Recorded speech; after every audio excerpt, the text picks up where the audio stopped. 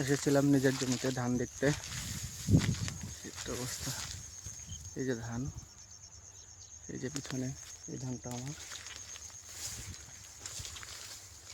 এখানে পা দিতে তো ভয় করতেছে, নিচে পুরো জঙ্গল। দেখছেন কি পরিমাণ ঘাস দিচ্ছে, ঘাস। এই যে এখান দিয়ে ফাঁকা জমিতে এখনো কাদা। এখানে অল্প একটু পোলা ধানের চাষ করা হয়েছে, যেটা কেটে ফেলছে কৃষক। আমার কাকাদেরই জমি, ওনারা কেটে ফেলছেন। এই ধানটাও রয়েছে, এই ধানটা বেশ কাঁচা রয়েছে, এটা থাকবে, এটা কয়েকদিন পরে কাটা হবে। কিন্তু এই যে আমার এটা জমি, এই ধানটা কাটা দরকার।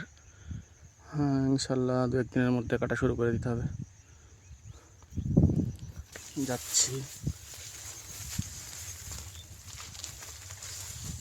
এখানে কাদা।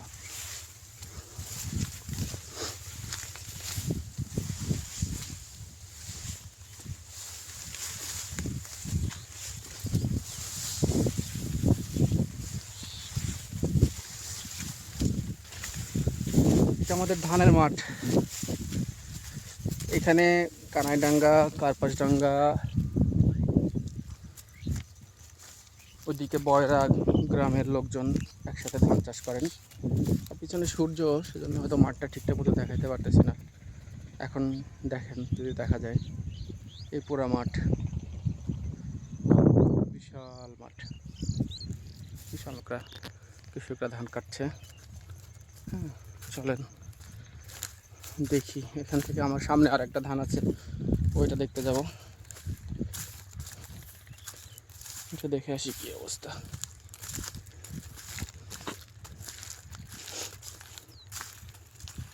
খুব কাদা, কাদার ভিতরে তো অনেকে ধান কেটে ফেলছে।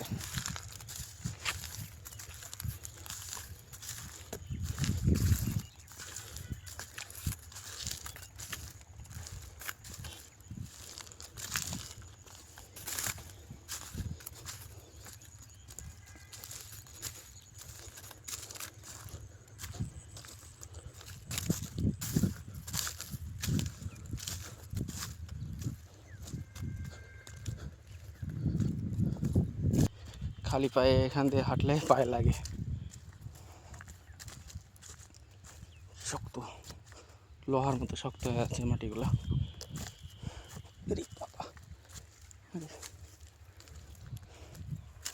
এখান থেকে হাঁটাই মুশকিল। ওই অংশটাতে দেখলাম কিছুটা নরম মাটি রয়েছে বা কাদা রয়েছে। এখানে এসে দেখেন পুরো মাঠ খড়খড়ে শুকনা মাটি। ওই অংশটা একটু নিচু হওয়ায় ওখানে কাদা, আর এই অংশটা একটু ডাঙা জমি, উঁচু জমি, এগুলোর মাটি ফেটে একেবারে চচ্চর হয়ে গেছে।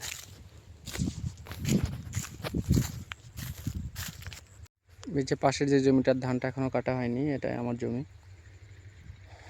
আইলের অবস্থা, আইল দিয়ে মানুষ হেঁটে, আর ধান তো একদিকে গেছে পড়ে, সব এলোমেলো অবস্থা। কিভাবে এটা কাটবো তাই চিন্তা ভাবনা করতেছি।